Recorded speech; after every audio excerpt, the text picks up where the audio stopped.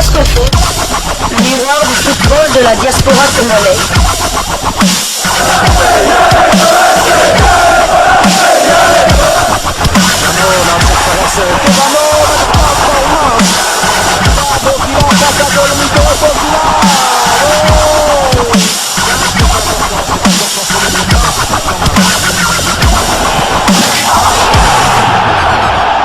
Diascofoot, le miroir du football de la diaspora congolaise.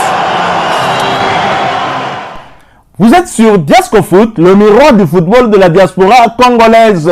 Diascofoot vous dit bonjour, tout le plaisir est pour nous de vous retrouver, mais surtout de savoir que vous êtes nombreux en train de suivre votre chaîne YouTube dédiée uniquement aux footballeurs de la diaspora congolaise.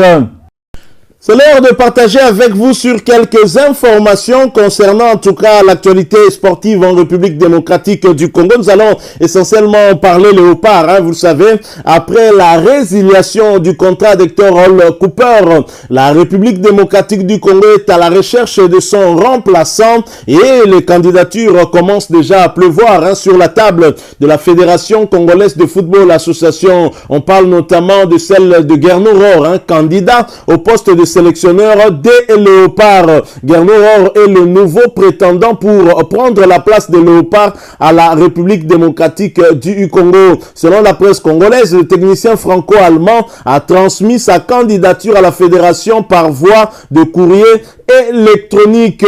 Et Guerno Rohr, bien évidemment, était l'ancien entraîneur des Super Eagles du Nigeria. Et c'est la nouvelle qui fait le tour des réseaux sociaux dans la soirée du dimanche 10 juillet 2022. Guerno Rohr, candidat pour remplacer Hector Raoul Cooper. Il a notamment conduit les sélections du Niger, du Gabon, du Burkina Faso et plus récemment du Nigeria. Guerno Rohr a été limogé de la tête des Super Eagles en décembre 2021 à quelques jours de la Coupe d'Afrique des Nations au Cameroun après des performances plutôt mitigées.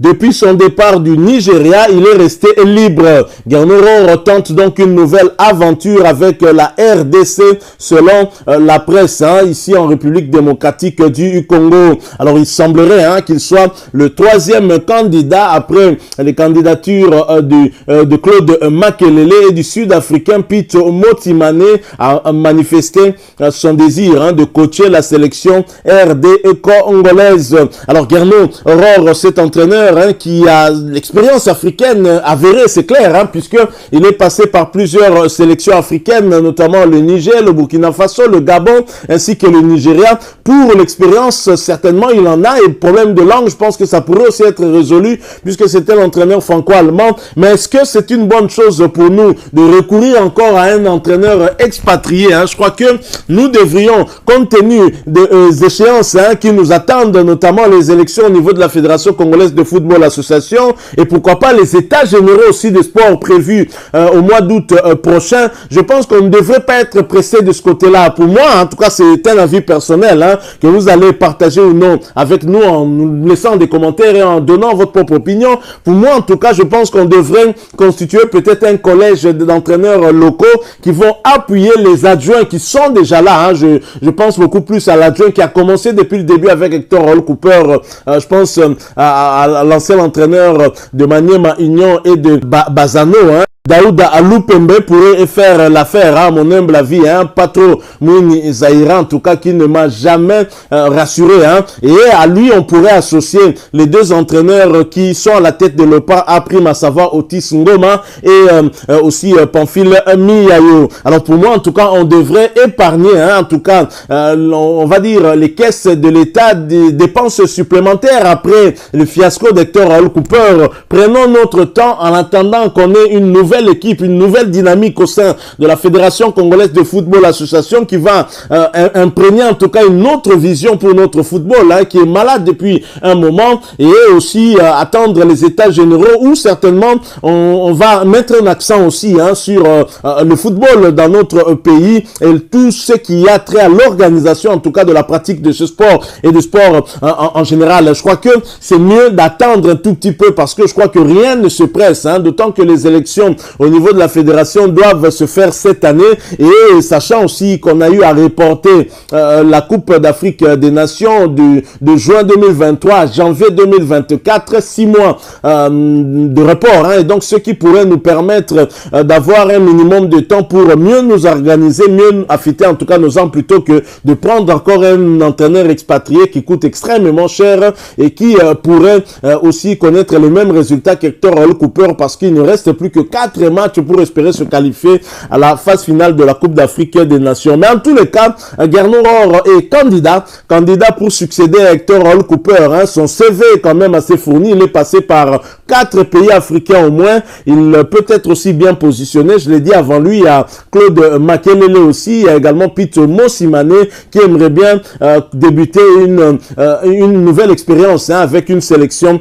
nationale. Donc partagez avec nous votre point de vue par rapport à cette candidature de Gernot Rohr. Est-ce qu'a-t-il l'étoffe pour diriger ce staff technique? Est-ce que c'est quelqu'un qui a une très grande personnalité, qui pourrait dire non à certaines demandes des membres de la fédération ou du ministère des Sports, ou encore être sévère face à certains joueurs qui pourraient ne pas être trop disciplinés? Ce sont des questions qu'on peut être amené en tout cas à nous poser. Alors comme disent les anglophones, wait and see, nous attendrons voir si finalement la Fédération congolaise de football s'exprimera sur toutes ces candidatures qui sont annoncées par la presse ou via les réseaux sociaux. Alors nous allons poursuivre ces quelques informations qu'on a prévues pour vous, et nous allons donc quitter le léopard de la République démocratique du Congo. Diasco Foot, le miroir du football de la diaspora congolaise. La République démocratique du Congo aura bientôt 2 arénas. Un accord vient d'être signé entre le gouvernement congolais représenté par le Premier ministre Sama Lukonde et le ministre et l'entreprise turque Suma pour la construction d'un aréna enceinte sportive couverte multifonctionnelle de 20 000 places assises au centre-ville de Kinshasa à côté du stade des Martyrs. L'entreprise Suma, qui s'est chargée de la construction d'un aréna à Dakar d'une capacité de 15 000 places et l'autre à Kigali avec 10 000 places, réalisera les travaux de construction de ces 2 grandes infrastructures, puisqu'il y aura le second au niveau de la Fikine qui comprendra un centre d'exposition de près de 21 000 mètres carrés. La cérémonie s'est déroulée en présence d'une dizaine de personnes, entre autres le ministre d'État, ministre des Infrastructures et Travaux Publics Alexis Guissaro, du ministre des Finances Nicolas Kazadi, du ministre du Commerce extérieur Jean-Lucien Boussa. C'est quand même une bonne chose. Je pense que pour notre football, la problématique des infrastructures qui a souvent été soulevée par plusieurs sportifs ici en République démocratique du Congo, et parfois certains de nos internationaux, rappelez-vous de cette sortie, on va dire médiatique, un peu malencontreuse du joueur Cédric Bakambu après notre élimination au barrage des éliminatoires de la Coupe du Monde Qatar 2022, où il fustigeait justement cette problématique de manque d'infrastructures adéquates. Je crois que c'est une bonne chose pour l'évolution de notre sport en général, et surtout aussi de notre football, c'est qui est une très très bonne chose. Mais est-ce que cela est vraiment prioritaire aussi, sachant aussi que il y a des stades qui peuvent être, on va dire, réfectionnés. C'est le cas du stade du 24 novembre à Kinshasa, le stade du 20 mai dont la réfection avait déjà débuté, on ne sait pas où on en est. Il y a également d'autres stades dans des provinces telles que la province du Congo central. Je pense que la priorité devrait être de mise plutôt de ce côté-là, au lieu de faire une nouvelle œuvre. Il fallait peut-être penser à essayer de réfectionner les infrastructures déjà existantes, mais ce n'est pas une mauvaise chose. On verra bien comment ça va évoluer.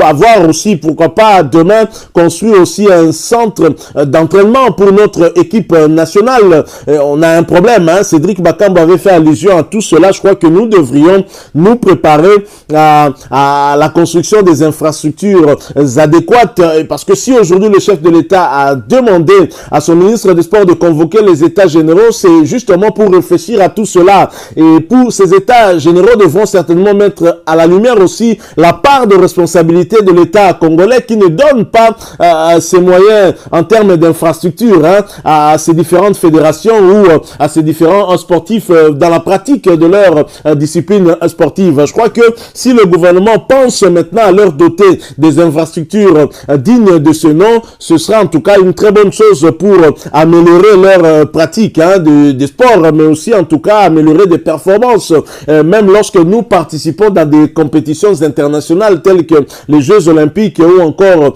la Coupe d'Afrique des Nations ou les éliminatoires de la Coupe du Monde par exemple. Voilà, nous sommes arrivés à la fin de ce sujet. Hein. Si vous l'avez aimé, n'hésitez pas à nous laisser un maximum de j'aime. N'hésitez pas non plus à partager avec nous votre opinion. Si vous en avez une par rapport au sujet que nous venons de vous proposer, laissez-la nous à travers un commentaire. Abonnez-vous si vous êtes nouveau ou ancien que vous ne vous êtes pas encore abonné sur cette chaîne Diascofoot, parce que nous sommes le miroir du football de la diaspora congolaise. Et n'oubliez pas qu'en vous abonnant apparaîtra une petite cloche de notification. Cliquez dessus pour ne plus rien manquer des prochaines vidéos que nous allons vous proposer. Encore une fois, merci à vous, avec espoir de vous retrouver très bientôt avec un autre sujet d'actualité. En attendant, portez-vous bien et Diascofoot vous dit au revoir.